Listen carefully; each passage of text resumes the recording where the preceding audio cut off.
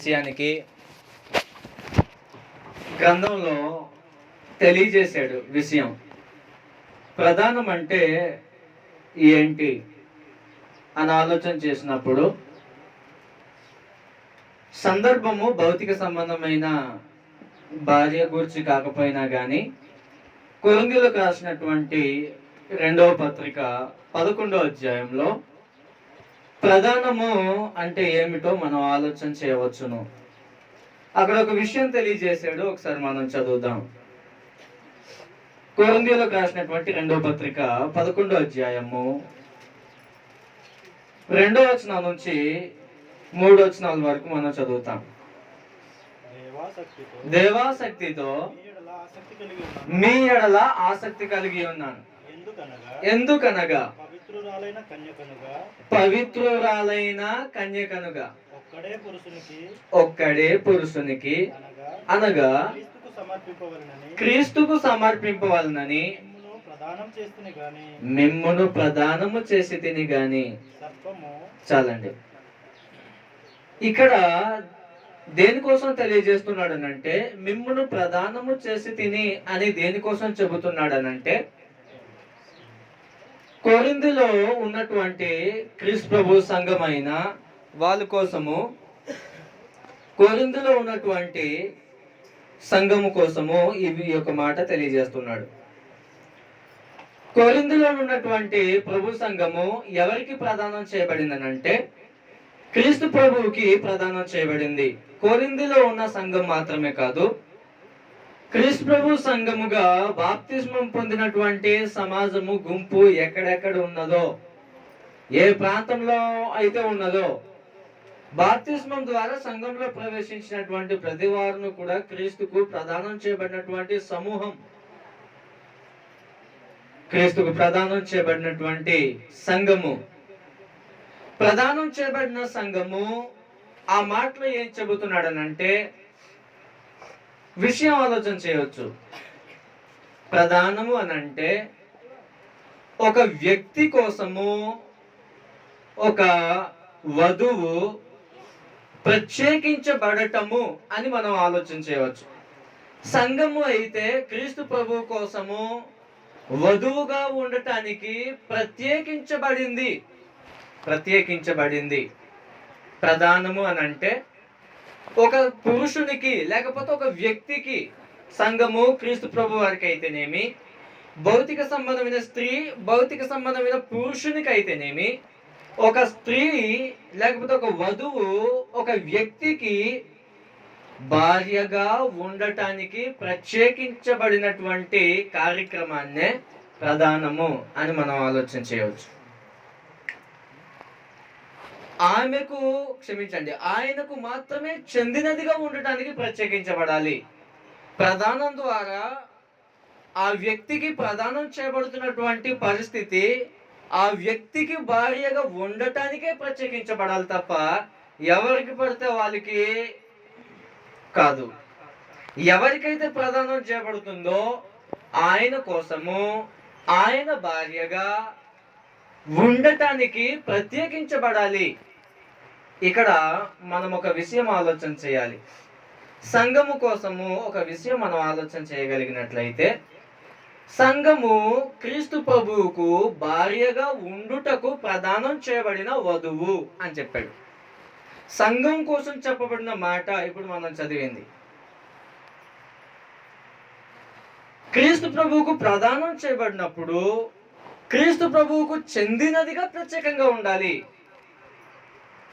ఎవరికి పడితే వాళ్ళకు, ఎలాగ పడితే అలాగూ పిలువబడటానికి సంఘము సిద్ధపడకూడదు. ఆయనకు చెందినదిగా, ఆయన సొత్తుగా ఉండాలి.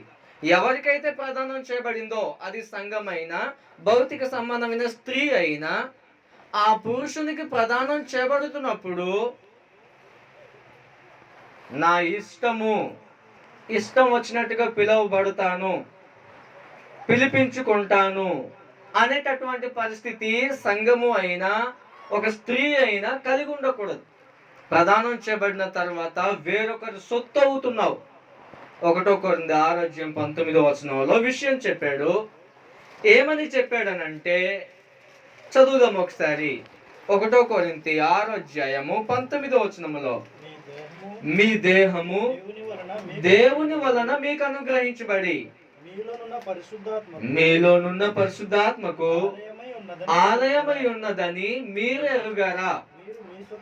జాగ్రత్త పెట్టుకోండి. బాప్తిస్మము పొంది సంఘంలో ప్రవేశించినటువంటి వారు మీరు మీ సొత్తు కారు, విలువ పెట్టి కొనబడిన వారు. ఏం విలువ పెట్టి కొనబడ్డారు? క్రీస్తు ప్రభు రక్తముతో కొనబడినటువంటి వారు, కొనబడిన ఆ యొక్క వధువు ఎవరు సొత్తుగా పిలువబడాలనంటే క్రీస్తు ప్రభు సొత్తుగా పిలువబడాలి. నేడు సమాజంలో ఏం కనబడుతూ ఉంటదంటే, క్రీస్తు ప్రభు సొత్తుగా కొనబడినటువంటి భార్య ఎలాగు పడితే అలాగూ పిలువబడడానికి మనుషులు తెగిస్తూ ఉన్నారు. మీకు ఇక్కడ ఒక ఎగ్జాంపుల్ చెప్తాను, భౌతిక సంబంధమైన ఎగ్జాంపుల్గా. వివాహం ద్వారా రేపొద్దున జతపరచబడుతున్నటువంటి సోదరి వివాహం చేసుకున్న తర్వాత ఆ పురుషునికి భార్యగా ఉండాలి, అతనితో ఉండాలి, అతను సొత్తుగా ఉండాలి. ఎలాగూ పడితే అలాగూ వివాహము చేసుకున్న వాని యొక్క భార్యను పిలిస్తే భర్త ఊరుకుంటాడండి? ఎలా పిలిచినా, ఎలా పడితే అలా పిలిస్తే భర్త ఊరుకుంటాడా? ఊరుకునే అవకాశాలు భౌతిక సంబంధంగానే మనకు కనబడినప్పుడు, క్రీస్తు ప్రభు సంఘము విషయంలో కూడా అనేకులకు తెలియని విషయం ఏమిటంటే, క్రీస్తు ప్రభు సొత్తుగా క్రీస్తు ప్రభువుకు ప్రదానం చేయబడినటువంటి వధువు ఎలాగూ పడితే అలాగూ పిలువబడకూడదు. ఈ వధువు ఆత్మ సంబంధమైన సంఘం అయితేనేమి, భౌతిక సంబంధమైనటువంటి వధువు అయితేనేమి, ఎవరికైతే ప్రదానం చేయబడుతుందో వారి సొత్తుగా, వారికి సంబంధమైనటువంటి భార్యగా, వాళ్ళ ఇంటి పేరుతో వాళ్ళకు సంబంధించినదిగా, వాళ్ళ కుటుంబంలో ఒక వ్యక్తిగా పిలువబడాల్సిన అవసరం ఉంది. కానీ ఎలా పడితే అలా పిలువబడటానికి అవకాశం ఉండకూడదు. ఎవరైతే యజమాని ఉన్నాడో, యజమాని మాటలను అనుసరించి మాత్రమే ప్రవర్తించడానికి సిద్ధపడాలి. 1 కొరింథీ 11 ఏం చెప్పాడనంటే, మనకైతే శిరస్సు ప్రభువైన యేసు, సంఘమునకు శిరస్సు ప్రభువైన యేసు, భార్యకైతే శిరస్సు పురుషుడు అని చెప్పాడు. చదువుదాం ఒకసారి. 1 కొరింథీ 11 1 నుంచి చూడగలిగినట్లయితే, నేను మీకు ఏ విషయం తెలియజేస్తున్నానంటే, ప్రదానము చేయబడేటటువంటి స్త్రీ ఒక పురుషునికి సొత్తు అవుతుంది, సొంతమవుతుంది. ఆ పురుషునికి సంబంధించిన విధంగానే పిలువబడాలి. ఆ పురుషుని కొరకు ప్రత్యేకంగా ఉండాలి. సంఘం అయితేనేమి, ప్రదానం చేయబడుతున్న భౌతిక సంబంధమైన స్త్రీ అయితేనేమి ప్రత్యేకంగా ఉండాలి. 11 నుంచి, నేను క్రీస్తును పోలి నడుచుకున్న ప్రకారము మీరు నన్ను పోలి నడుచుకునుడి. మీరు అన్ని విషయములలో నన్ను జ్ఞాపకం చేసుకొని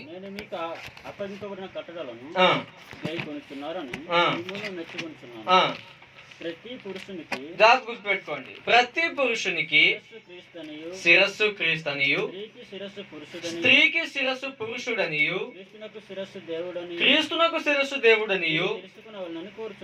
ఇది చాలా క్రమమైన విధానం. పరలోకమందున దేవుడు చెప్పింది చెప్పినట్టుగానే చేశాడు ప్రభువైన యేసు. ప్రభువైన యేసు చెప్పింది చెప్పినట్టుగానే చేయాలి సంఘము. కారణం ఏంటి? సంఘానికి శిరస్సు ప్రభువు కాబట్టి. భార్యకి శిరస్సు భర్త కాబట్టి, భర్త ఏ సందేశాన్ని అయితే తెలియజేస్తున్నాడో, ఎలా నడుచుకోవాలని కోరుకుంటున్నాడో తన భార్య నుంచి, అలాగే గాని తన ఇష్టానుసారముగా ప్రవర్తించడానికి సిద్ధపడకూడదు. భౌతిక సంబంధంగా నా యొక్క శరీరం ఉన్నది. ఏ పని చేయవలెనో, ఏ కార్యక్రమం చేయాలో శిరస్సు నుంచి ఆలోచన మనకు వస్తేనే ఈ పని చేయాలి, ఆ పని చేయాలనేటటువంటి పరిస్థితులు సంభవిస్తాయి. ఉదాహరణకి, శిరస్సు చెప్పినట్టుగా ఈ శరీరం కనుక నడుచుకోకపోతే శరీరానికే ప్రమాదము. శరీరానికి ప్రమాదం వస్తే శిరస్సుకి కూడా దాని యొక్క బాధ కలిగే అవకాశం ఉంటుంది. అందువల్ల మీకు ఏ విషయం తెలియజేయాలనుకుంటున్నానంటే, ప్రధాన కార్యక్రమం ద్వారా మనం నేర్చుకోవాల్సిన విషయం ఏమిటంటే, ఇప్పుడు చదివిన 3 వచనాల ప్రకారంగా ప్రదానం చేయబడినటువంటి సంఘము ఇష్టం వచ్చినటువంటి పేర్లతో పిలువబడకూడదు. నంబర్ 1. నంబర్ 2, ప్రదానం చేయబడినటువంటి భౌతిక సంబంధమైన స్త్రీ వివాహము చేసుకొనబోయేటటువంటి భర్త కోసము ప్రత్యేకంగా ఆయన కోసము ఆయన కుటుంబము కోసము సిద్ధపడాల్సిన అవసరం ఉంది. వాళ్ళ కుటుంబానికి సంబంధించి, వాళ్ళ ఇంటి పేరుకు సంబంధించి ఎవరు పడితే వాళ్ళ ఇంటి పేర్లు పెట్టుకోకుండా శిరస్సుగా ఉండేటటువంటి భర్త ఆధీనం ప్రకారంగా నడుచుకునే విషయంలో చూసుకోవాల్సిన అవసరత ఉంది. రెండో సంగతి మనం ఆలోచన చేద్దాం. ఒకటో సంగతి ఇప్పటి వరకు మనం ఆలోచన చేసాం. రెండో సంగతి మనం ఆలోచన చేసినప్పుడు, ప్రదానం చేయబడినటువంటి సంఘము ఏమి చేయాల్సిన అవసరం ఉందనంటే, సిద్ధపడాల్సిన అవసరం ఉంది. ప్రదానం చేయబడినటువంటి సంఘము తన భర్త కోసము సిద్ధపడాల్సిన అవసరం ఉంది.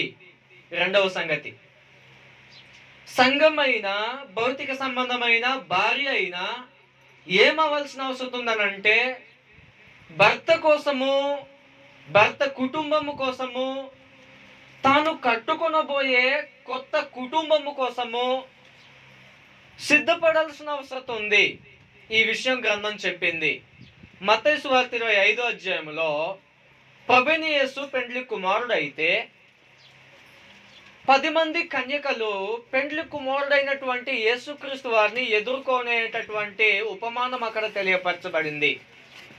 ఆ ఉపమానం నుంచి మనం నేర్చుకునబోయే పాఠం ఏమిటంటే, వధువు అనేది సిద్ధపడాల్సిన అవసరం ఉంది. ఎవరి కోసం సిద్ధపడాలి?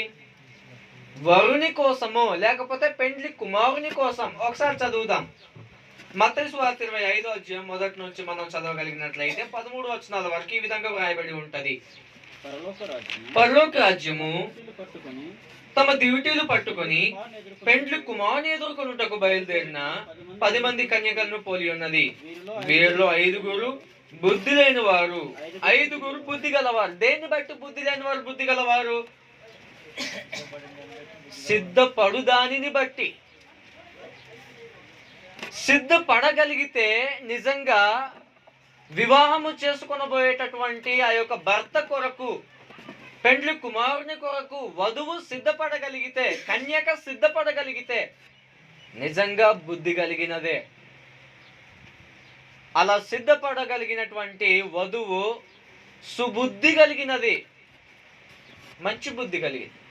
ఇంకా చదవగలిగినట్లయితే 4వ వచనం, బుద్ధి గలవారు తమ దివిటీలతో కూడా సిద్ధులలో నూనె తీసుకొని పోయి పెండ్లి కుమారుడు ఆలస్యము చేయగా వారందరూ కునికి నిద్రించుచుండ్రి. అర్ధరాత్రి వేళ ఇదిగో పెండ్లి కుమారుడు అతన్ని ఎదుర్కొన్న రండి అను కేక వినబడను. అప్పుడు ఆ కన్యకలందరూ లేచి తమ దివిటీలను చక్కపరచరు గాని, బుద్ధి లేని ఆ కన్యకలు మా దివిటీలు ఆరిపోవచ్చున్నవి కనుక మీ నూనెలో కొంచెం మాకియుడని బుద్ధి గలవారిని అడిగి, అందుకు బుద్ధి గల కన్యకలు, మాకును మీకును ఇది చాలదేమో, మీరు అమ్మువారి యొద్దకు పోయి కొనుక్కొనుడని చెప్పిరి. వారు కొనబోచుండగా పెండ్లి కుమారుడు వచ్చెను. అప్పుడు సిద్ధపడి ఉన్న వారు అతనితో కూడా పెండ్లి విందునకు లోపల పోయిరి. అంతటా తలుపు వేయబడెను. ఆ తర్వాత తక్కిన కన్యకలు వచ్చి, అయ్యా అయ్యా మాకు తలుపు తీయమని అడుగగా అతడు, మిమ్ము నెరుగనని మీతో నిశ్చయంగా చెప్పుచున్నాను నేను. ఆ దినమైనను ఆ గడియను మీకు తెలియదు కనుక మెలకువగా ఉండుడి. మెలకువగా ఉండు అనేటటువంటి పదము సిద్ధపడి ఉండమని తెలియజేస్తా ఉంది. వివాహము చేసుకొని భర్తతో సహవాసము చేసే ఆ జీవితము కోసము, కట్టుకొనబోయే ఆ కొత్త కుటుంబము కోసము వధువు ఏం చేయాల్సిన అవసరం ఉందంటే, వివాహము కాని కన్యక ఏం చేయాల్సిన అవసరం ఉందంటే సిద్ధపడాల్సిన అవసరత ఉంది. సిద్ధపడాల్సిన అవసరం ఉంది. సంఘమైనా సిద్ధపడాల్సిన అవసరం ఉంది. 2 భౌతిక సంబంధంగా అహస్వేరోషు రాజు ఒక ఆమెను పెళ్లి చేసుకోవాలనుకున్నాడు. పెళ్లి చేసుకోవాలనుకున్నప్పుడు ఎస్తేరు ఎన్ని నెలలు సిద్ధపడిందో. ఎవరికి అందంగా కనబడటం కోసము? రాజుకి అందంగా కనబడటం కోసము. సంఘం ప్రకారంగా చూసిన ప్రభువైన యేసుక్రీస్తు వారికి అందంగా కనబడాలి. భౌతిక సంబంధంగా వివాహము చేసుకొనబోయేటటువంటి స్త్రీ పురుషుల విషయంలో చూసిన స్త్రీ తన భౌతిక సంబంధమైన అందాన్ని కాకుండా గుణమనే అందం ప్రకారముగా వివాహము చేసుకొనబోయేటటువంటి వానికి గుణం కలిగినటువంటి స్త్రీగా వివాహము చేసుకొనబోయేటటువంటి భర్త కొరకు దానికోసం సిద్ధపడాల్సిన అవసరం ఉంది. గుణం అనే సౌందర్యం కోసం సిద్ధపడాల్సిన అవసరం ఉంది. చదువుదాము. భౌతిక సంబంధమైన రాజు ఏం కోరుతున్నాడు అని అంటే భౌతిక సంబంధమైన సౌందర్యం కోరుతున్నాడు. ఎస్తేరు గ్రంథం 2వ అధ్యాయం 14 వచనం 12 ఒకసారి చదవండి. ఎస్తేరు గ్రంథము 2వ అధ్యాయము 12వ వచనము. 6 మాసములు గోపరస తైలముతోను 6 మాసములు సుగంధ వర్గములతోను స్త్రీల పరిమళ క్రియల కొరకైన మరి వేరు పదార్థములతోను స్త్రీలు పరిమళ క్రియలు ముగించి రాజునొద్దకు పోవారు. 12 మాసములైన తరువాత రాజైన అహస్వేరోషునొద్దకు వెళ్ళుటకు ఒక్కొక్క చిన్నదానికి వంతు వచ్చినప్పుడు ఒక్కొక్క చిన్నది రాజునొద్దకు ఆ విధముగా పోవుచుండెను. చాలు. భౌతిక సంబంధమైనటువంటి రాజు ఒక ఆమెను వివాహం చేసుకోవాలి అనుకున్నప్పుడు ఆమె నుంచి కోరుకున్నది ఏమిటి అనంటే, ఈ భౌతిక సంబంధమైన రాజు అయితే తన పరిపాలనలో ఉన్నటువంటి మంత్రులను గొప్ప గొప్ప వాళ్ళని తన భార్య యొక్క సౌందర్యాన్ని చూపించుకోవడానికి భౌతిక సంబంధమైన సౌందర్యం కోరినవాడు. మనకు రాజై ఉన్నటువంటి ప్రభువైన యేసుక్రీస్తు వారైతే సంఘంలో నుంచి ఆత్మ సంబంధమైన సౌందర్యాన్ని కోరుతున్నాడు. భౌతిక సంబంధంగా స్త్రీ పురుషులు వివాహం చేసుకునే విషయంలో పురుషుడు మంచి బుద్ధి కలిగిన వాడైతే పై రూపాన్ని నల్లగా ఉంది తెల్లగా ఉంది దీన్ని చూడకుండా గుణమనే దాన్ని చూస్తాడు. అందుకనే మీకు ఒక ఉదాహరణ, సమాజంలో జరిగేటటువంటి ఉదాహరణ. మన తల్లిదండ్రులు వివాహము చేసేటప్పుడు వివాహము నా కొడుకుకి చేయాలనుకున్నప్పుడు తల్లిదండ్రులు ఎక్కువగా ఏం చూస్తారనంటే ప్రవర్తించే ప్రవర్తన, నడుచుకునే నడత, ఉండేటటువంటి విధానము, పని విధానం, ఇవన్నీ చూస్తారు. ఇవన్నీ చూసి ఆమె చాలా బాగుంటుంది, భౌతిక సంబంధంగా అందం లేకపోవచ్చును, గుణం ప్రకారంగా బాగుంటుంది, అది చూస్తారు. మంచి ప్రవర్తన కలిగినటువంటి భర్త అయినా, మంచి ప్రవర్తన కలిగినటువంటి తల్లిదండ్రులైనా అది చూస్తారు. అందువల్ల వివాహము చేసుకునబోయేటటువంటి వధువు తన భర్త గుణమనే సౌందర్యాన్ని కోరుతున్నాడు గనుక భర్తకు అందంగా కనబడేటటువంటి ఆ యొక్క సౌందర్యాన్ని కలిగి ఉండటం కొరకైనటువంటి సిద్ధపాటు ఖచ్చితంగా ప్రదానం చేయబడుతున్నటువంటి స్త్రీ యొక్క మనసులో, ఆలోచనల్లో ఉండాల్సిన అవసరం ఉంది. నేను ఎలాగుంటే నా భర్తకు నచ్చుతాను, నా భర్త కుటుంబానికి నచ్చుతాను, ఎలాంటి గుణం కలిగి ఉంటే ఆలోచన చేయవలసిన అవసరం ఉంది. సిద్ధపడవలసిన గడియ. కీర్తనల గ్రంథం 45వ కీర్తన 10వ వచనంలో పరలోకమందున దేవుడు ఇశ్రాయేలీయులను ప్రదానం చేసుకొని వివాహం అనే బంధం ఏర్పాటు చేసుకున్నప్పుడు ఆ ప్రజల నుంచి కోరుకున్నది ఏంటి అనంటే ఆత్మ సంబంధమైన గుణం అనేటటువంటి సౌందర్యం కోరినవాడు పరలోకమందున దేవుడు తన సమాజము నుంచి. 45వ 10వ వచనం. కుమారి ఆలకించుము. ఆలకించుము, ఆలోచించి చెవి ఆలోచించి చెవియొగ్గుము. నీ స్వజనమును నీ స్వజనమును నీ తండ్రి ఇంటిని నీ తండ్రి ఇంటిని మరువుము. ఈ ఈ రాజు రాజు నీ ప్రభువు. అతడు పాత నిబంధన ప్రకారంగా ఇశ్రాయేలీయులకు రాజు అయిన ప్రభు అయిన పరమందున దేవుడు ప్రదానము చేసుకున్నవాడు, వివాహ బంధం ఏర్పాటు చేసుకున్నవాడు. ఆ ప్రభువు, ఆ రాజు ఇశ్రాయేలు నుంచి నీ సౌందర్యం కోరినవాడు. భౌతిక సంబంధమైన అందము సౌందర్యము వ్యర్థం అని చెప్పిన గ్రంథము భౌతిక సంబంధమైన సౌందర్యాన్ని గూర్చి ఈ వచనంలో చెప్పట్లేదు. గుణాన్ని గూర్చి చెబుతున్నాడు, పవిత్రమైన ప్రవర్తన కోసం చెబుతున్నాడు సంఘము నుంచి. అలాగున భార్య ప్రదానం చేయబడుతున్నప్పుడు తన భర్త కొరకు ఏం పడాల్సిన అవసరం ఉందనంటే సిద్ధపడాల్సిన అవసరం ఉంది. నేను ఎలాంటి గుణగణాలు కలిగిన సౌందర్యవతిగా నా భర్త ఎదుట ఉండాలి, దాని కొరకు సిద్ధపడాలి. సంఘమైన వివాహం ప్రదానం చేయబడుతున్నటువంటి సోదరి అయిన అలాగూ సిద్ధపడకపోతే వివాహము చేసుకున్న తర్వాత ఏం వస్తాయంటే కుటుంబంలో సమస్యలు వస్తాయి. ఖచ్చితంగా సమస్యలు వస్తాయి. గుణాన్ని గనక కలిగి ఉండకపోతే కుటుంబంలో సమస్యలు వస్తాయి. ఆ సమస్యలు రాకూడదు అనుకుంటే గనక ప్రదానం చేయబడేదానికి ముందుగానే ఈ ఆలోచనలు కలిగి ఒక స్త్రీ సిద్ధపడాల్సిన అవసరం ఉంది. ఇది రెండో సంగతి. ఒకటి, ప్రదానం అంటే ఏమిటి అనే విషయము చూసాము. ఒక పురుషుని కొరకు ప్రత్యేకించబడటము, ఆయన సొత్తుగా, వానికి చెందినదిగా, వాని ఇంటి పేరుతో పిలవబడటానికి సంబంధించినదిగా ప్రత్యేకించబడటము ప్రదానం అంటే. రెండు, ప్రదానం చేయబడుతున్నటువంటి స్త్రీ సిద్ధపడాల్సిన అవసరం వస్తుంది. సంఘమైనా స్త్రీ అయినా సిద్ధపడాలి. మూడో సంగతి ఏంటంటే ఏ విషయాల్లో సిద్ధపడాలో కొన్ని విషయాలు మనం ఆలోచన చేద్దాం. ఏ విషయాల్లో సిద్ధపడాలి? ప్రధాన కార్యక్రమం ద్వారా రేపు వివాహము చేసుకొనబోయేటటువంటి సోదరి ఏ విషయాల్లో సిద్ధపడాలో కొన్ని విషయాలు జాగ్రత్తగా మనం ఆలోచన చేయగలిగినట్లయితే, ఒకటి, సిద్ధపడేటటువంటి విషయం ఒకటి ఏంటంటే, మరలా 45:10 చదువుదాం. కుమారి ఆలకించుము, ఆలోచించి చెవియొగ్గుము.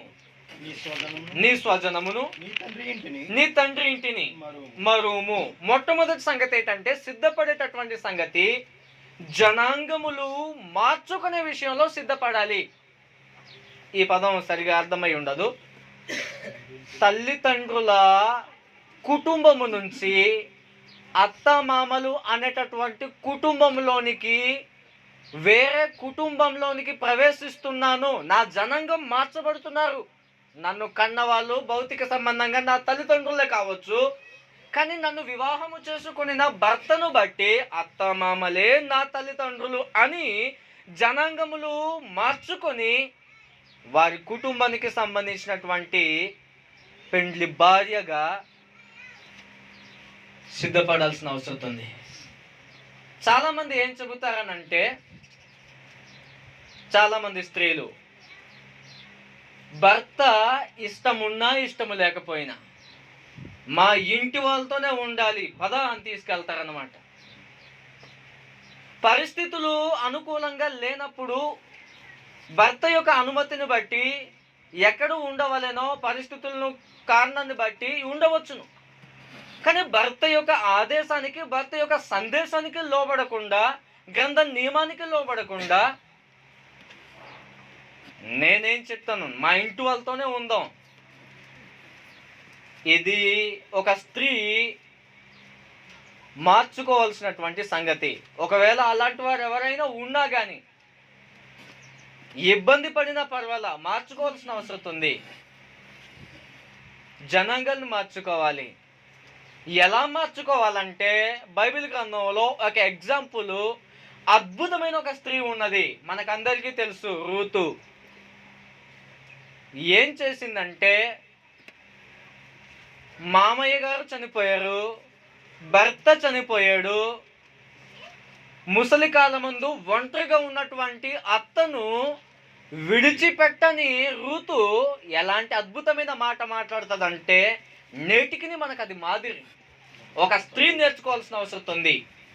రూతు గ్రంథం 1:16 జనాంగములు మార్చుకోవడం అని అంటే రూతుని చూసి నేర్చుకోవాల్సిన అవసరం ఉంది. అందుకు రూతు నయోమి అంటుంది, నయోమి నా వెంబడి రావద్దు, నీకు ఇంకా వయసు ఉంది, నీకోసం పిల్లలు కని పెంచి మళ్ళీ నీకు వివాహం చేయడానికి నాకు సామర్థ్యం లేదు, నా వెంబడి రావద్దు అంటే ఇప్పుడు రూతు చెబుతుంది నా వెంబడి రావద్దనియు నన్ను విడిచిపెట్టుమనియు నన్ను బ్రతిమాలు కొనవద్దు. అత్తతో చెబుతుంది నీవు వెళ్ళి చోటికే నేను వస్తా, నువ్వు ఎక్కడ నివాసం ఉంటున్నావో అక్కడే నేను నివాసం ఉంటా, నువ్వు ఎవరితో సహవాసము సంబంధము జనాంగములతో కలిగి ఉన్నావో వాళ్ళతోనే నేను సహవాసం చేస్తాను, నువ్వు ఎవరి దేవుణ్ణి అయితే నమ్ముకున్నావో ఆ దేవుణ్ణి నేను పూజిస్తా, నీవు మృతి పొందు చోటనే నేను. ఎంత అద్భుతమైన మాటలండి. అక్కడనే పాతి పెట్టబడుదును, మరణము తప్ప మరి ఏదైనాను నిన్ను నన్ను ప్రత్యేకించిన ఎడల యెహోవా నాకు. ఎంత అద్భుతమైన మాట రూతు చెప్పగలుగుతుంది అని అంటే ప్రతి స్త్రీ కూడా గమనించాల్సిన అవసరం ఉంది. ఇక్కడ తెలియపరచబడుతున్నటువంటి విషయాలు అత్తమామల దగ్గర ప్రవేశించిన తర్వాత వాళ్ళని పక్కింట్లో పెట్టడానికి ప్రయత్నం చేయకూడదు, సాధ్యమైనంత వరకు చూసుకోవాలి.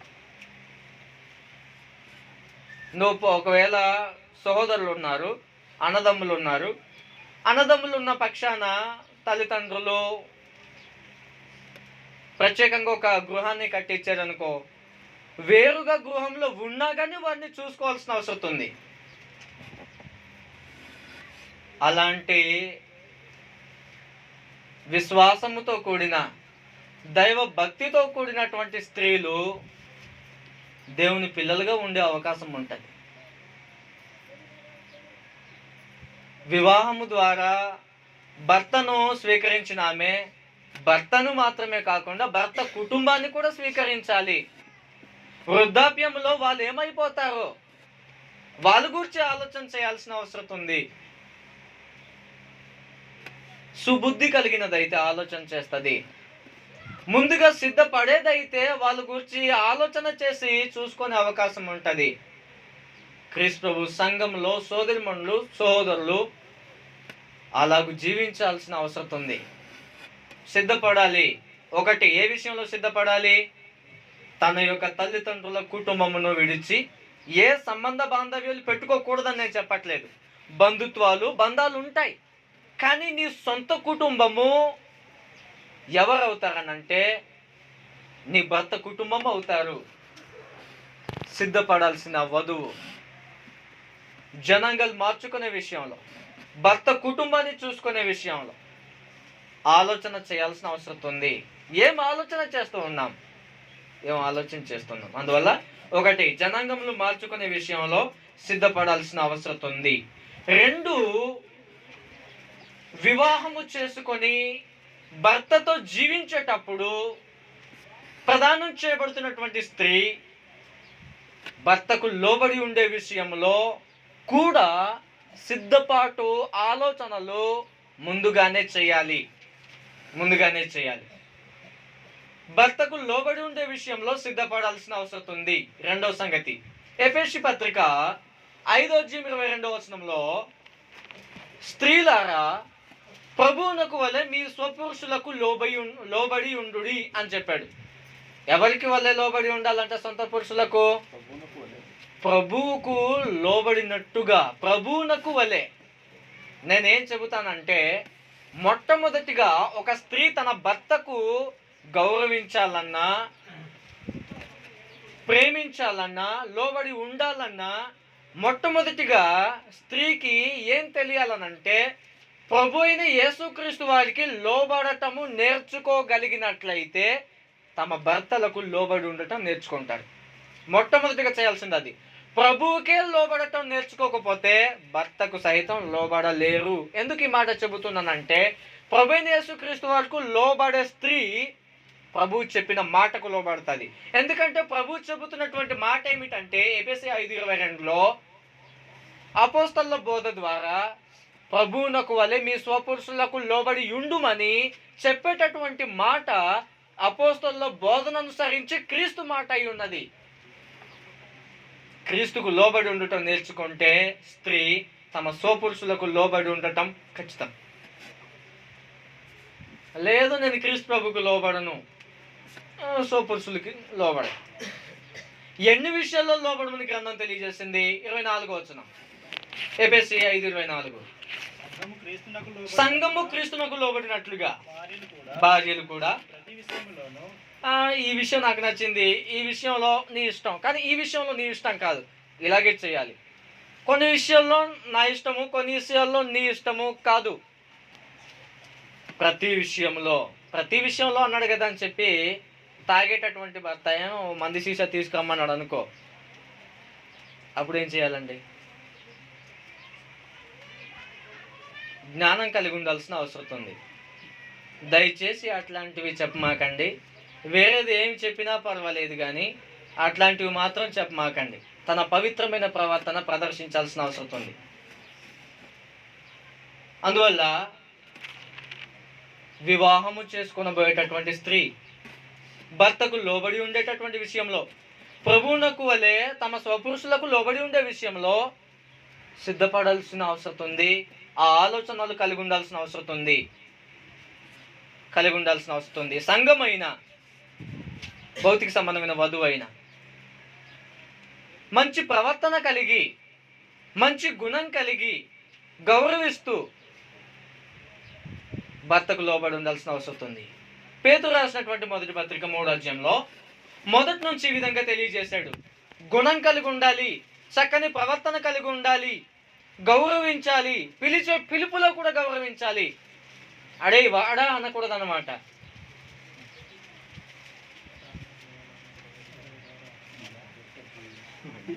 ఒడేలు ఏమంటారో తెలియదు, మా కుయిలో అయితే అడే వాడా త్రివికితతి అంటారు అనమాట. అంటే అది తిట్లు అనమాట. దేవుణ్ణి నమ్ముకున్న సమాజం కూడా అలాగే పిలుస్తూ ఉన్నారు. చాలా బాధాకరమైన సంగతి. పేతురు రాసినటువంటి మొదటి పత్రిక 3వ అధ్యాయంలో మనం చూడగలిగినట్లయితే, ఒక సోదరి మనకందరికీ మాదిరి ఇలాగూ తెలియజేస్తున్నారు ఆ సోదరుని గురించి. 3వ అధ్యాయం మొదటి నుంచి, అటువల్ల స్త్రీలారా మీరు మీ స్వపురుషులకు లోబడి ఉండుడి, అందువలన వారిలో ఎవరైనాను స్త్రీలు సొంత పురుషులకు లోబడి ఉండటం వల్ల సొంత పురుషులైనటువంటి వారు ఎవరైనా వాక్యానికి అవిధేయులుగా తాగుతూ రకరకాలుగా ఉంటున్నారనుకో, వివాహము చేసుకున్నటువంటి స్త్రీ దేవుని యందు భయభక్తులు కలిగినదై ప్రభు మాటలకు లోబడి చక్కనైనటువంటి ప్రవర్తన, చక్కనైనటువంటి గుణము కలిగి తన భర్త ఎదుట ప్రదర్శిస్తే అది చాలా బలమైనదిగా భర్త మార్పుకే ఉపయోగపడుతుంది అని చెప్పాడు. వాక్యం లేకుండానే అని చెప్పేశాడు. చదువుతాం 2వ వచనం. అందువలన వారిలో ఎవరైనా వాక్యమునకు అవిధేయులైతే వారు భయంతో కూడిన మీ పవిత్ర ప్రవర్తన చూచి వాక్యము లేకుండానే తమ భార్యల నడవడి వలన రాబట్టబడవచ్చు. పవిత్ర ప్రవర్తన కలిగి ఉండాల్సిన అవసరం ఉంది. వివాహం చేసుకుని నూతన కుటుంబంలో ప్రవేశించిన ఆమె కొత్తగా ఉన్నప్పుడు మాత్రమే ఈ విషయాలు గుర్తుంటాయి కాబట్టి, కొత్తగా ఉన్నప్పుడు మాత్రమే విషయాలు గుర్తున్నంత మటుకు చక్కగా ఉండటానికి ప్రయత్నం చేస్తాం. కాలక్రమేణా విషయాలు మర్చిపోతాము. చెప్పేటటువంటి విషయాల మీద బలహీనత, సహనము ఇవన్నీ కోల్పోయేటటువంటి పరిస్థితులు వస్తాయి. కడ వరకు కూడా చక్కని ప్రవర్తన కలిగి, గుణం కలిగి నడవ నేర్చుకోగలిగినట్లయితే ఆ స్త్రీలు సారాకి పిల్లలు అవుతారంట. చక్కని ప్రవర్తన కలిగినటువంటి స్త్రీలు, గుణం కలిగినటువంటి స్త్రీలు ఎవరికి పిల్లలు అవుతారంటే సారాకు పిల్లలు అవుతారంట. శారీరకంగా కన్నదాన్ని బట్టి కాదు, జీవించే జీవితమును బట్టి, భక్తిని బట్టి, విశ్వాసమును బట్టి సారాకు పిల్లలు అవుతారంట. చదువుతాం ఇంకా పూర్తిగా. 3వ వచనం. జడలు అల్లుకొనుటయు, బంగారు నగలు పెట్టుకొనుటయు, వస్త్రములు ధరించుకొనుటయు నన్ను వెలుపటి అలంకారము మీకు అలంకారంగా ఉండక, సాధువైనట్టు మృదువైనట్టునైన గుణమును అక్షయ అలంకారము గల మీ హృదయపు అంతరంగ స్వభావము మీకు అలంకారముగా ఉండవలెను. అది దేవుని దృష్టికి మిగులు విలువ గలది. దేవుని దృష్టికి మాత్రమే కాదు, నిన్ను వివాహము చేసుకున్న భర్తకి, భర్త కుటుంబానికి కూడా ఎంతో అద్భుతం. భార్య దొరికిన వాడికి మేలు దొరికినని చెబుతూ ఉంటాడే, నిజంగా తన కుటుంబంలో మేలు అనుభవిస్తాడు. నన్ను చేసుకున్న ఆమె నా కుటుంబాన్ని ఎంత బాగా చూసుకుంటుందో, మేలు చూస్తాడా? ఖచ్చితంగా మేలు చూసుకుంటాడు. లేదు, గుణం కలిగి లేదు, చక్కని సత్ప్రవర్తన లేదు అనుకో, మేలు కాదు కదా. ఏమిటండి, ఇంకోటి చెప్పండి. అందువల్ల మేలును చూసే అవకాశం ఉండదు, ఖచ్చితంగా కుటుంబంలో బాధను చూసే అవకాశం ఉంటుంది. ఒక కుటుంబము ఏసావు వివాహము చేసుకున్నటువంటి భార్యలను బట్టి ఒక కుటుంబం చాలా బాధ అనుభవించారంట. మేలు చూసారా? చూడలేదు. ఏం చూసారంటే దుఃఖమును. కుటుంబం చూసావు కదా, వివాహం ద్వారా వచ్చిన కోడలు ఇలాగుంటుందే, మమ్మను చనిపోయేదాకా ఎలా చూసుకుంటుందో. అందువల్ల చక్కని గుణం కలిగి, సత్ప్రవర్తన కలిగి వాళ్ళ ఎదుట నడుచుకోవాల్సిన అవసరం ఉంది. ఒక స్త్రీ కోసం చెప్పాడు. 5వ వచనం. అటువలే పూర్వము దేవుని ఆశ్రయించిన పరిశుద్ధ స్త్రీలను, అంటే ఒకరు కాదు, చాలా మంది ఉన్నారు, దేవుని ఆశ్రయించిన పరిశుద్ధ స్త్రీలను తమ స్వపురుషులకు లోబడి ఉండుట చేత తమ్మును తాము అలంకరించుకొనిరి. 6వ వచనం. ఆ ప్రకారము ఒక ఆమె కోసమే చెప్పాడు ఎగ్జాంపుల్, ఎలా లోబడి ఉందో. ఆ ప్రకారము సారా అబ్రహాము యజమానుడని పిలుచుచు అతనికి లోబడి ఉండెను. మీరును యోగ్యముగా నడుచుకొనుచు ఏ భయమునకు బెదరకై ఉన్నాడులా. ఎవరికి పిల్లలు అవుతాము? సారాకు పిల్లలు అవుతాం. సారాకు పిల్లలు అయితే మనకు వచ్చే లాభం ఏంటట? లాభం ఏమైనా ఉందా? సారాకు పిల్లలు అయితే సత్ప్రవర్తన కలిగి ఉంటే, మంచి గుణం కలిగి ఉంటే, భర్తకు లోబడి ఉంటే ఏమైనా మనకు ప్రయోజనకరంగా ఉంటుందా? సారాకు పిల్లలు అవడం వల్ల మనకు ప్రయోజనం ఏంటి? ప్రయోజనం ఉంది. ఏంటి ప్రయోజనం? సారాకు పిల్లలం అయ్యామనంటే, సారా భర్త ఎవరు? అబ్రహాము. అబ్రహాముకు సైతం పిల్లలం అయ్యే అవకాశం ఉందా? అవకాశం. అబ్రహాముకి పిల్లలు అయితే మనకేటి లాభం? అబ్రహాముకి పిల్లలు అయితే మనకేటి లాభం అని అంటే, విశ్వాసము ప్రకారంగా దేవునికి పిల్లలమై ఉంటాం మనం. అబ్రహాము పిల్లలే విశ్వాసమును బట్టి దేవుని పిల్లలై ఉంటారు. గల్తీపత్రి 3వ అధ్యాయం చివరి వచనాల్లో ఆ విషయం తెలియజేస్తాడు.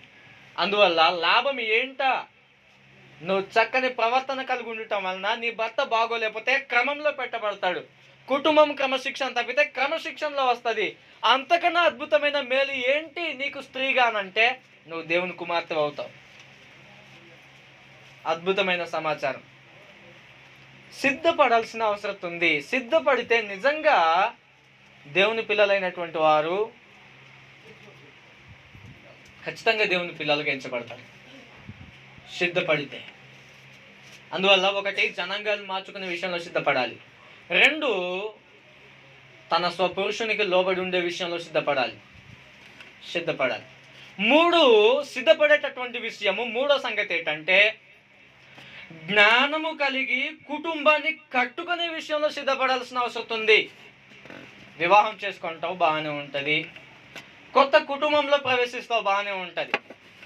ఆ కుటుంబమును ఎంతటి అద్భుతమైన ప్రేమ వాతావరణం కలిగిన కుటుంబముగా కట్టుకోవాలో దేవుడు జ్ఞానం కలిగిన సొలొమోనుకి వల, బలం కలిగిన సంసోనుకి ఇవ్వలేదు. వాళ్ళకి సరిపోదు. అద్భుతమైన అవకాశము, భాగ్యము ఎవరికి ఇచ్చాడంటే స్త్రీకి ఇచ్చాడు.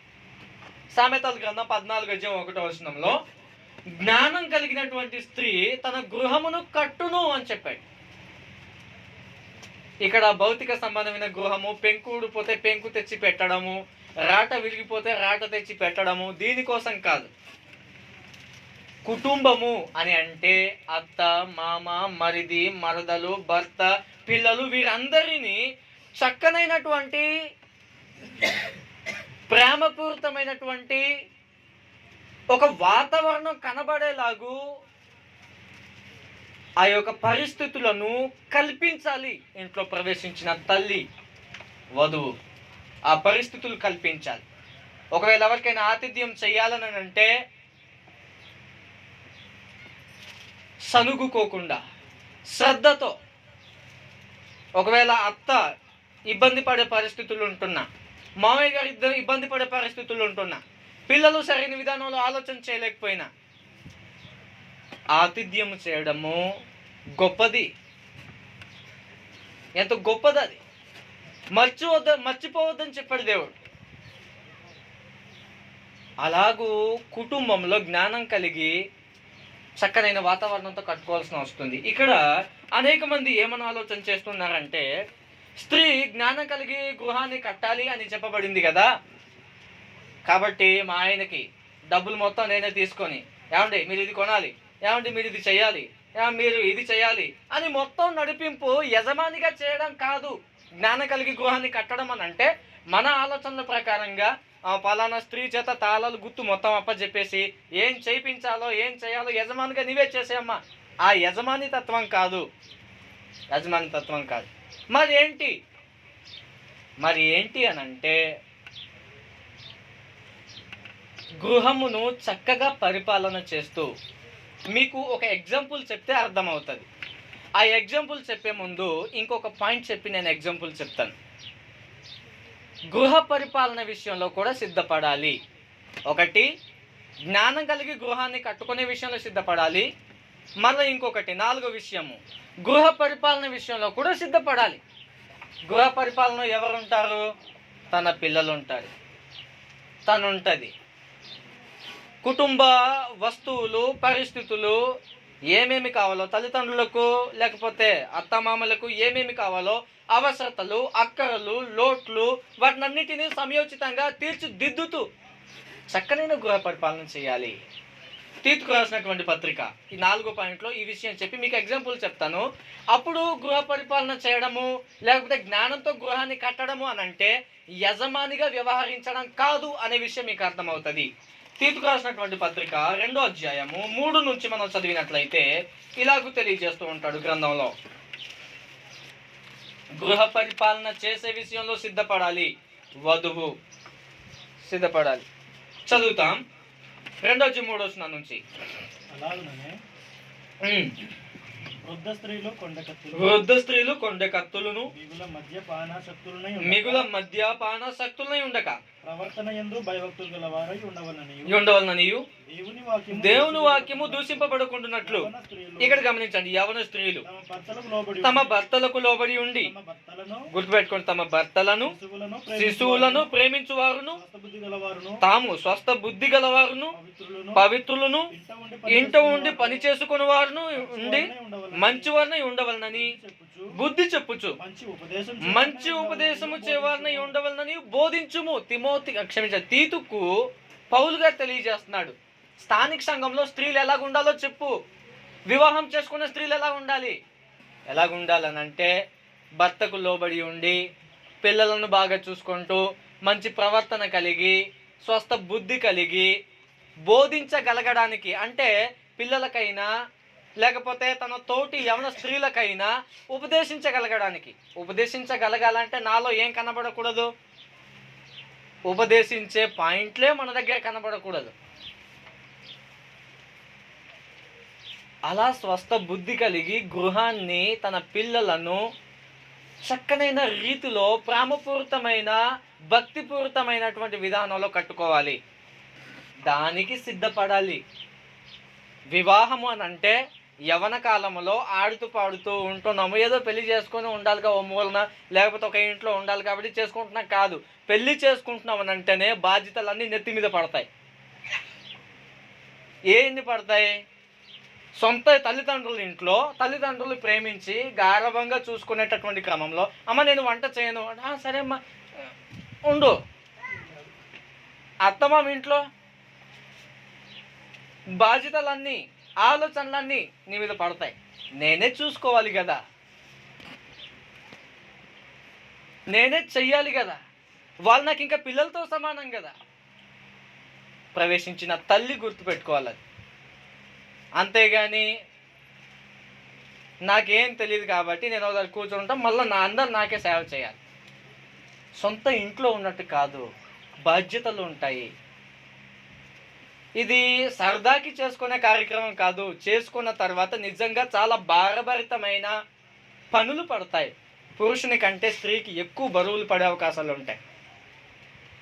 చూడండి, మీరు బాగా చూడగలిగినట్లయితే ఉదయాన్నే భర్త దుక్కికి వెళ్ళాడు అనుకో, ఇంట్లో వంట లేచిన వెంటనే పురుషుని కంటే ముందు లేస్తుంది, తర్వాత సంగతి లేస్తుంది, వంట చేస్తుంది. పురుషుడు దుక్కికి వెళ్ళి మరి ఇంటికి వచ్చి కాసేపు అయినా రెస్ట్ తీసుకుంటాడు. అతనికి నీళ్ళు సేవ చేసి, పిల్లలు ఉంటే పిల్లల్ని చంకనెట్టుకొని నెత్తి మీద బుట్టలు ఎట్టుకొని భర్త అయినా రెస్ట్ తీసుకునే అవకాశం ఉంటుందేమో. కానీ ఇవన్నీ సిద్ధపాట్లు ఆలోచన చేయాలి. అన్నిటికీ తెగించి కొత్త కుటుంబంలోనికి బరువులు బాధ్యతలు ఎత్తుకోవడానికి సిద్ధపడుతున్నావు. అందువల్ల సాధారణమైన సంగతి కాదు. తిమోతికి రాసినటువంటి పత్రిక 5:14 ఏం చెప్పాడంటే మళ్ళీ సేమ్ అదే విషయం తెలియజేశాడు. కాబట్టి యవన స్త్రీలు వివాహము చేసుకొని పిల్లలను కని గృహ పరిపాలన జరిగించుచు నిందించుటకు విరోధికి అవకాశం ఇవ్వకుండవలనని కోరుచున్నాను.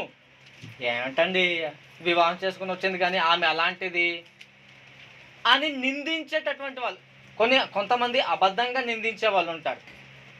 అబద్ధంగా నిందింపబడేటటువంటి నింద అది వేరే సంగతి. నిజానికి లోపం మన దగ్గర ఉండి కూడా నిందించబడుతున్నాం అనుకో, కొంతమంది ఎలా ఉంటారు, చేస్తే చేసుకోండి అంటే అంటారు, అనేవాళ్ళు బోర్డు మంది ఉంటారు అని చెప్పి మరి సాధారణంగా వెళ్ళిపోతూ ఉంటారు. అందువల్ల నిందించుటకు విరోధికి అవకాశం ఇవ్వకుండా సత్ప్రవర్తన కలిగి గుణం కలిగి గృహాన్ని చక్కగా పరిపాలన చేసే విషయంలో జాగ్రత్త కలిగి ఉండాల్సిన వస్తుంది. ఇప్పుడు మీకు ఎగ్జాంపుల్ చెప్తాను. గృహ పరిపాలన చేయడం అని అయినా, జ్ఞానం కలిగి గృహాన్ని కట్టుకునే విషయంలోనైనా యజమానిగా వ్యవహరించడము కాదు. ఎగ్జాంపుల్ చెబుతా. మనకందరికీ యోసేపు తెలుసు, లేకపోతే గృహ నిర్వాహకుడు అనేటటువంటి పదం కూడా చాలా మటుకు తెలుసు. గృహ నిర్వాహకుడు అని అంటే నా ఇంట్లో లూకాసు వార్త 16 మొదటి నుంచి చదవండి, విషయం అర్థమవుతుంది. గృహ నిర్వాహకుడు అని అంటే గృహ నిర్వాహకుడు తన పరిధి ఉంటుంది, చూసుకునే పరిధి, పనులు, పరిస్థితులు, పొలాలు, ఇల్లు, వాకిలి మొత్తం తనే చూసుకుంటాడు. యజమాని ఒకడున్నాడు, అతని మీద కూడా పెత్తనం చేసే అవకాశం ఉండదు గృహ నిర్వాహకుడు. అలాంటి గృహ నిర్వాహకత్వము, గృహ పరిపాలన స్త్రీ చేయాలి. యజమానుడు నాకొకడున్నాడు, ఆయన ఆదేశముల ప్రకారంగా నేను నడుచుకుంటూ నా గృహాన్ని, పిల్లల్ని, తల్లిదండ్రుల్ని చక్కగా చూసుకోవాలి. ఇది గృహ పరిపాలన. గృహ పరిపాలన అంటే మన వాళ్ళు అనేకులు అనుకుంటున్నారు, గృహ పరిపాలన చేయాలి కదా సింహాద్రి, అందుకనే నా చేతిలో అంతా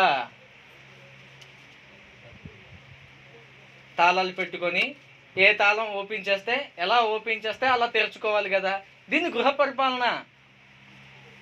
అది కాదండి. స్త్రీకి ఒక యజమానుడు ఉన్నాడు, ఆ యజమానుడు కంప్లీట్గా రూలింగ్ చేస్తూ ఉంటాడు. ఆ యజమానుడు ఆదేశాన్ని అనుసరించి గ్రంథ సందేశం మేర దాటకుండా స్త్రీ తన పరిధిలో ఉన్నటువంటి వాతావరణాన్ని జ్ఞానం కలిగి కట్టాల్సిన వస్తుంది. దానికి సిద్ధపడాలి. 1, జనాంగములు మార్చుకునే విషయంలో సిద్ధపడాలి. 2, ఏ విషయం చెప్పానండి, భర్తకు లోబడి ఉండే విషయంలో సిద్ధపడాలి. 3, జ్ఞానం కలిగి గృహం కట్టుకునే విషయంలో సిద్ధపడాలి. 4, గృహ పరిపాలన చేసుకునే విషయంలో సిద్ధపడాలి. చేసుకునే వాళ్ళు ఇవన్నీ ఆలోచన చేస్తున్నామా? ఇంకెంతమంది యవనస్తులు ఉన్నారో వాళ్ళు, ఇంకా వివాహం చేసుకున్న వాళ్ళు ఆల్రెడీ ప్రాసెస్లో ఉన్నామా లేదా? స్త్రీలైనటువంటి వారు ప్రాసెస్లో ఉన్నామా లేదా? ఆల్రెడీ ఇవన్నీ చేస్తున్నామా? ఆలోచన చేయాలి. చివరికి ఒక్క విషయం చెప్పి నేను ముగించేస్తాను. 5 విషయం. చివరికి ఒక్క విషయం చెప్పి నేను ముగించేస్తాను. ప్రధాన కార్యక్రమం ద్వారా వివాహము చేసుకొనబోయేటటువంటి స్త్రీ వివాహ కార్యక్రమంలో నిబంధనల ద్వారా భార్య భర్తలను జతపరుస్తూ ఉంటాడు. జాగ్రత్త గుర్తుపెట్టుకోండి, వివాహము చేసుకొనబోయేటటువంటి స్త్రీ చనిపోయేంత వరకు నా భర్తతోనే ఉండాలి, వేరే ఒక పురుషుని ఆశించకుండా బ్రతకాలి అనేటటువంటి సిద్ధపాటు అది చాలా ప్రాముఖ్యంగా అవసరం. చాలా ప్రాముఖ్యంగా అవసరం. వివాహం చేసుకున్న తర్వాత చేసుకున్న భర్త కావచ్చు, లేకపోతే భర్తకు భార్య కావచ్చు, ఎలా కనబడతారు? మన సహోదరులు అంటూ ఉంటారు, మాడిపోయిన ముఖాల్లాగా, వంటింట్లో పెంటలాగా, బయట వాళ్ళే సుకుమారంగా చెబుతూ ఉంటారు. దయచేసి దేవుడు ఏర్పాటు చేసిన వివాహ కార్యక్రమంలో భర్త బ్రతికుండగా, లేకపోతే భార్య బ్రతికుండగా వేరే ఒకరిని ఆశ్రయించే పరిస్థితి ఉండకూడదు. చావు తప్ప వివాహ బంధాన్ని, ప్రమాణం ద్వారా జతపరిచినటువంటి ఆ యొక్క బంధాన్ని ఏది విడదీయలేదు. ఒకవేళ వ్యభిచార కారణాన్ని బట్టి భర్త అంగీకరించలేకపోయాడు అనుకో, అది వేరే సంగతి. పవిత్రత విషయంలో కూడా సిద్ధపడాలి సుమా, జాగ్రత్త గుర్తుపెట్టుకోండి. మరి ప్రాముఖ్యంగా సోదరిమణికి తెలియజేస్తున్నా, మత్తయి సువార్త 19వ అధ్యాయంలో 3వ వచనం నుంచి ఆ విషయాలు తెలియజేస్తాడు. ఏం తెలియజేస్తాడనంటే, వివాహము చేయబడినటువంటి వీళ్ళను ఏ ఒక్కరు విడదీయకూడదు, 2 తమకు తాముగా కూడా విడిపోవడానికి ఆలోచన చేయకూడదు. 1 కొరింథీ 7వ అధ్యాయం 10-11 వచనంలో, వివాహము చేసుకుంటివా, విడిపోవడానికి ఆలోచన చేయకు. విడిపోవాలనుకుంటుంటే అసలు కోరుకోకు. విడిగా ఉండాలనుకుంటున్నప్పుడు, ఒంటరిగా ఉండాలనుకుంటున్నప్పుడు వివాహం చేసుకోవడం మానే. వివాహం చేసుకున్న తర్వాత నీ భర్తను ఎలాంటి పరిస్థితుల్లోనైనా, ఇక్కడ మీరు బాధపడినా బాధపడకపోయినా అనుభవపూర్వకమైన ఒక విషయం చెప్పాలనుకుంటున్నాను. ఏంటంటే, బాగా తాగేసే వాళ్ళకి ఎలాంటి స్త్రీలు ఉంటారు చెప్పండి? మూతులు ముక్కులు పగిలిపోయినా కానీ ఇంట్లోనే ఉంటారు. నేను చూసిన సంగతి చెప్తున్నా. ఇంటి గుమ్మం నుంచి బయట ఎగిరిపోయినట్టు తన్నా కానీ లోపల వచ్చే ఉంటారు. సూట్ కేసు సర్దారు. నిజమా కాదు ఒకసారి ఆలోచన చేయండి. దేవుని పిల్లలుగా గ్రంథాన్ని పట్టుకునేటటువంటి వాళ్ళుగా భర్త ఒకవేళ కొట్టాడంటే కనుక నువ్వు మాదిరి చూపించు సత్ప్రవర్తన. నీ భర్తకు తెలియదు, నువ్వు సత్ప్రవర్తన చూపించావనుకో, చెప్పాడు కదా పేతురు పత్రికలో, మారుతాడు. వెంటనే సూట్ కేసు సర్దేసుకోవడం కాదు. వివాహ జీవితంలో శరీర సంబంధమైన శ్రమలు ఖచ్చితంగా వస్తాయి. వాటిని అన్నిటిని ఓర్చుకొని నిలబడేదానికి సిద్ధపాటు. వివాహం అంటే సాధారణంగా సింపుల్గా ఏముంది, వెళ్ళి చేసుకొని చక్కగా కొత్త ఇల్లు. మన ఊహలు ఎలాగుంటాయంటే మంచి ఇల్లు, గండోలాస్ ఇలాగుంటాయి, అందంగా సినిమా స్టోరీని ఊహించుకున్నట్టు ఊహించుకుంటాం. అందులో ప్రవేశించిన వాడికి బయటికి తేలిరాలేని, విడిపోలేని ఆ యొక్క బాధలు, కష్టాలు, ఆనందాలు కూడా ఉంటాయనుకోండి, తక్కువ ఉంటాయేమో. చాలా పరిస్థితులు ఉంటాయి. వాటన్నిటికీ సిద్ధపాటు ముందుగా ఆలోచన కదలాల్సిన అవసరం ఉంది. అందువల్ల జాగ్రత్త గమనించండి. ఒకవేళ భార్య భర్తను అన్యాయంగా వదిలేస్తున్నా, భర్త భార్యను అన్యాయంగా వదిలేస్తున్నాడు అనుకో, ఎవరి పక్షాన అన్యాయం ఉందో వాడికి దేవుడు తీర్పు తీరుస్తాడు. మలకి 2వ అధ్యాయం 14-15 వచనాల్లో చెప్తాడు. ఎవరైతే అన్యాయంగా విడిచిపెట్టే కార్యక్రమం చేస్తాడో, అన్యాయం చేసినటువంటి స్త్రీ అయినా పురుషుడైనా న్యాయమైన విధానంలో దేవుడు నిలబడి అక్కడ తీర్పులో లెక్కలో తీసుకొని, నువ్వు చేసిన వివాహం చేసుకునే ఈ బంధంలో నువ్వు ఎలా ప్రవర్తించావో, ఎలా నడుచుకున్నావో, ఎలా విధులు నిర్వర్తించావో, నువ్వు నిర్వర్తించిన న్యాయమైన విధులను బట్టి తీర్పు లెక్కలో తీసుకుంటాడు. అందువల్ల ఎలాగుండాలి, ఎలా సిద్ధపడాలి, ఏ విషయం, ఇంకా అనేక విషయాలు ఉన్నాయి మాట్లాడుకున్న వాళ్ళనంటే ధారాళంగా. అందువలన ఆలోచన చేద్దాం. సోదరుమని ముఖ్యంగా ఆలోచన చేయాలి. అందువల్ల ఒకటి, ప్రధానం అంటే ఏమిటి? ఒక పురుషుని కొరకు, అతను సొత్తుగా, అతనితో సహజీవనం చేయటానికి, అతని కొరకు ప్రత్యేకించబడేటటువంటి కార్యక్రమం ప్రధానం. ప్రత్యేకించబడటం ఆయన కొరకు. 2, ప్రధానం చేయబడుతున్నటువంటి స్త్రీ సిద్ధపడాలి. అది సంఘమైనా స్త్రీ అయినా. 3 ఏ ఏ విషయాల్లో సిద్ధపడాలో కొన్ని 5 విషయాలు మనం ఆలోచన చేసాం. ఇంకా అనేక విషయాలు ఉంటాయి. అందువల్ల ఈ సంగతులను ఆలోచన చేసి వివాహము చేసుకోకుండా ఉన్నటువంటి యవన స్త్రీలు అయితే ఆలోచనలు చెయ్యాలి. వివాహము చేసుకోవడానికి దగ్గరలో ఉన్నటువంటి స్త్రీ అయితే ఎంత త్వరలో ఆలోచన మనసులో పెట్టుకొని స్వస్థ బుద్ధి వాక్య నడవడి కలిగి నేర్చుకుంటే కుటుంబం అంత ఆనందదాయకంగా ఉంటుంది. వివాహము చేసుకున్నటువంటి స్త్రీలు ఏమైనా లోటుపాట్లు ఉన్నట్లయితే కుటుంబ జీవితంలో సరి చేసుకోవాల్సిన వస్తుంది. లేదు ఏం జరిగినా కానీ అక్కడే తేల్చుకుంటానన్నట్లయితే అక్కడ తేల్చుకోవాలి ఉండవు, మనల్ని తేల్చేస్తాడు ఆయన.